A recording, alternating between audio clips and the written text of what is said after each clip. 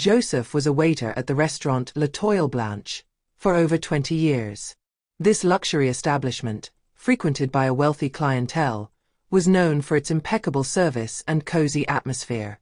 Every detail, every dish, every gesture was thought of to offer an unforgettable experience to the guests. However, over the years, Joseph had become invisible, a discreet cog in the perfectly oiled machine that was this restaurant. He knew that to some customers, he was just another face, a black man in uniform, a silhouette that blended into the background and disappeared as soon as their gaze moved away. But that didn't really bother him. In fact, it had become a form of comfort for him, to go unnoticed, to concentrate on his work without attracting attention, as if he was simply an extension of the luxury he served. In this restaurant, where high society rubbed shoulders, Joseph had learned to be forgotten, not to be disturbed. His movements were meticulous, his attention to detail almost obsessive. He knew every dish, every wine, every order by heart. He anticipated the needs of regular customers even before they expressed them. He knew that the slightest error, the slightest misstep, could upset the fragile balance of this world where appearance and etiquette reigned supreme. But that evening, everything would change.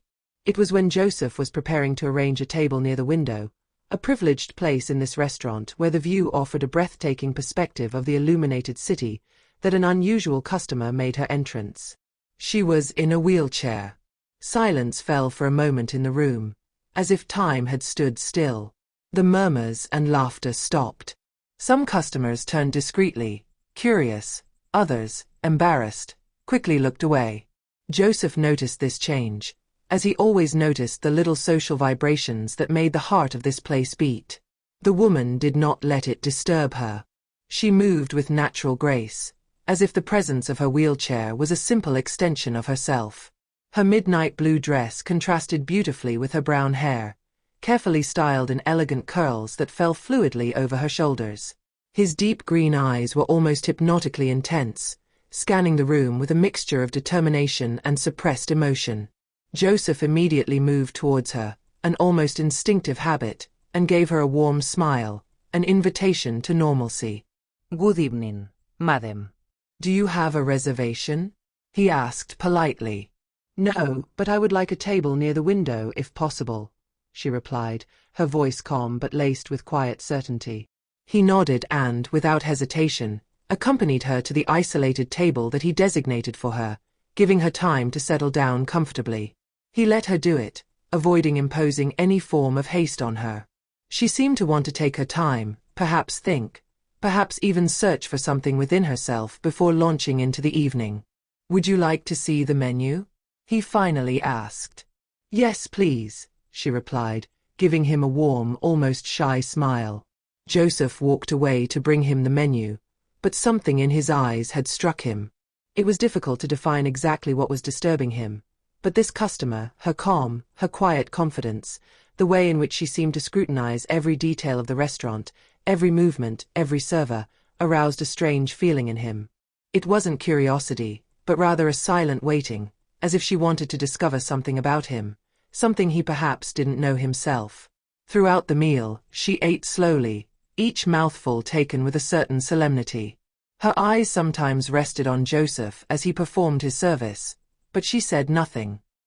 He didn't know if she was observing his work attentively, if she was looking for something in the way he held himself, how he expressed himself. Joseph, true to himself, continued to fulfill his tasks with the same rigor. It wasn't a job he did automatically, no. Every movement, every interaction was an act of silent perfection. He knew that he would never have public recognition, but in his precise gestures, in the excellence of his service, he found a form of dignity. When the meal came to an end, the customer looked up at him, and Joseph prepared to bring her the bill, as he did for all customers at the end of their meal. But this time the woman beat him to it, holding out a small piece of folded paper. "Read this, please," she said simply. Joseph, intrigued, took the paper with a certain restraint, as one takes a message loaded with meaning. He unfolded it gently, trying not to be abrupt. What he then read made him shudder. The newspaper article, although yellowed with age, bore a bold headline that took his breath away. A stranger saves a little girl from a fire before disappearing. His heart skipped a beat. He didn't even need to read the rest of the article. He knew exactly what it was. He knew this story. Because he was the main actor. It was 30 years ago, but for Joseph, the memory was as vivid as if it had happened yesterday. At the time, he was just a young man of 20, a hard worker in a warehouse, who worked nights to finance his studies.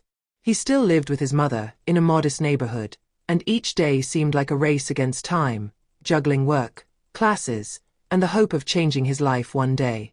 The city he lived in was noisy, busy, and sometimes threatening. But that evening, the usually calm night, would turn his reality upside down. That evening, as he was walking home, tired from a long day and night of work, something strange caught his attention. He looked up and saw flames tearing through the night sky, like bursts of light bursting from the darkness. Joseph's heart sank, an instinct of fear and alert, and without thinking, he began to run towards the fire. As he approached, he realized that the burning house was small, an old wooden cottage located a little away from the other houses. The heat could already be felt from a distance, and the flames reached out like fiery arms seeking to devour the air. The cries, distant at first, became more distinct.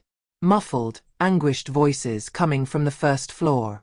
Joseph stopped for a moment, his heart pounding, but he didn't hesitate for a second.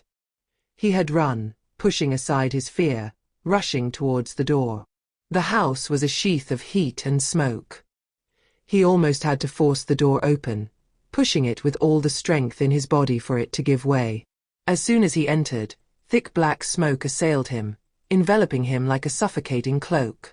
His eyes burned, his breathing became more difficult, but he didn't let himself be discouraged. He couldn't stop. He groped his way up the stairs, the heat attacking him from all sides, and the smell of burning filling the air, making him dizzy. His hands were shaking, but he didn't allow himself to lose himself in panic. The smoke made him blind, but his instinct guided his every step. He was just a silhouette lost in this whirlwind of fire and ashes, but he knew exactly where he had to go. He finally reached the room where the little girl was. There she was, cowering under a desk, her arms covering her head, trembling in terror. The little girl's eyes were red from the smoke, her cheeks black with dust. She looked at Joseph, her little eyes wide, full of fear and confusion, but he had no time to speak to her. He had acted on impulse, his soft, reassuring voice welling up despite the pain in his chest.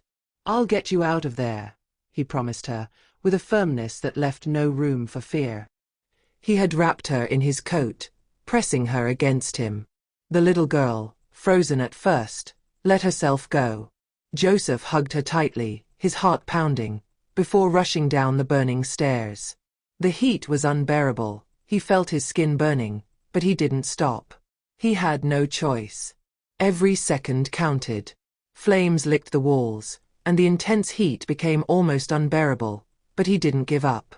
Each step he took brought him closer to the outside, to the world that was still healthy and intact. But this world was far, far behind him, engulfed in flames. Finally, after what seemed like an eternity, they reached the bottom of the stairs, but the door was far from an easy way out. The fire had raged everywhere, making every exit difficult. But Joseph, with adrenaline pumping through his veins, yanked the door open, and the cool of the night hit him like a breath of fresh air.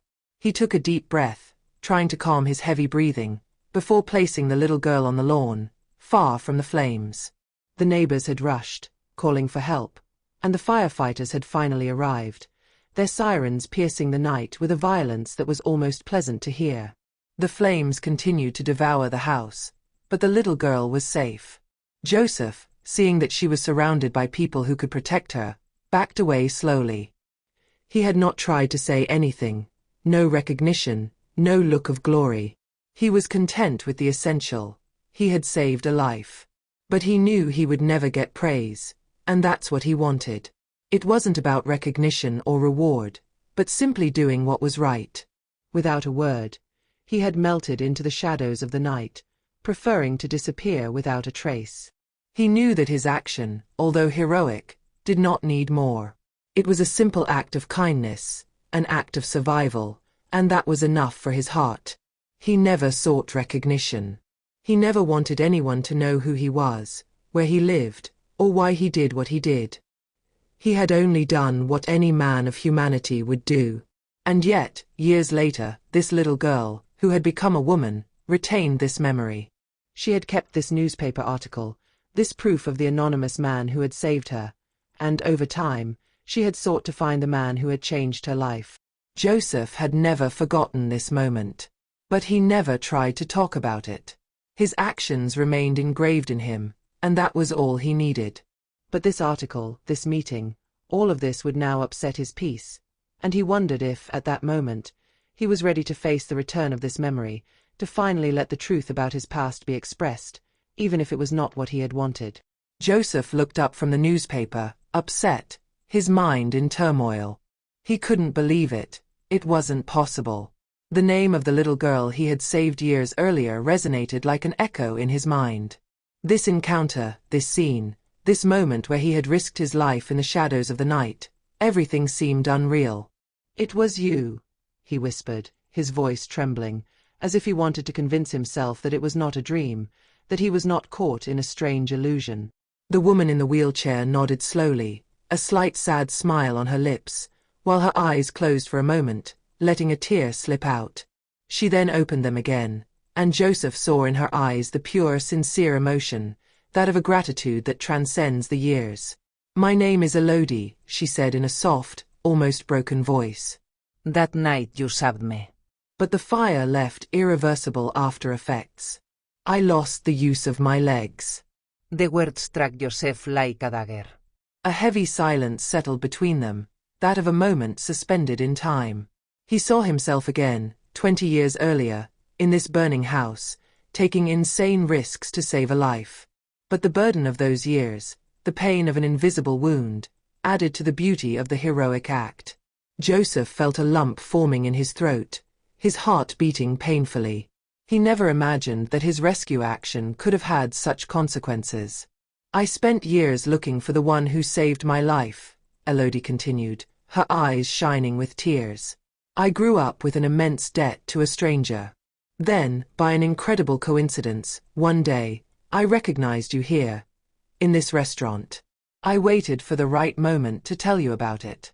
Joseph looked at her, his thoughts in torment. He had never sought to be recognized, for his act to be praised. He had simply done what seemed right to him. But the years had passed, and Elodie had built her life around this act, marking it forever. He was only a servant of the shadows, invisible to the eyes of the world, but to her, he was the hero of her story. She then handed Joseph an envelope. "Inside, there is an invitation.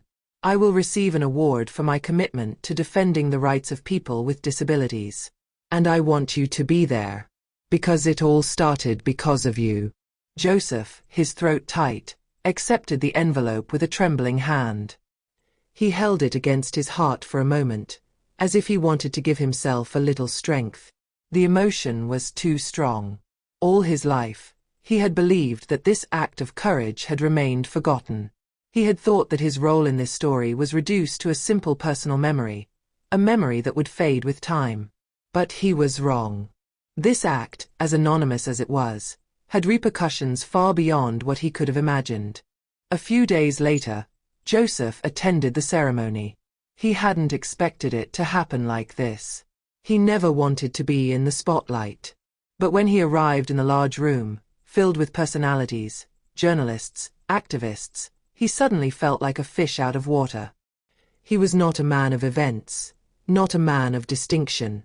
He was just a simple waiter, a man whose shadow blended into that of others. But that evening, he was no longer invisible. That evening, his anonymous act of heroism would finally be revealed before the eyes of the world. When Elodie's name was announced, she stood up, her elegant figure standing out on the stage. She stepped forward, receiving a round of applause. Her words, when she spoke, resonated in the room, with unexpected clarity, a powerful impact.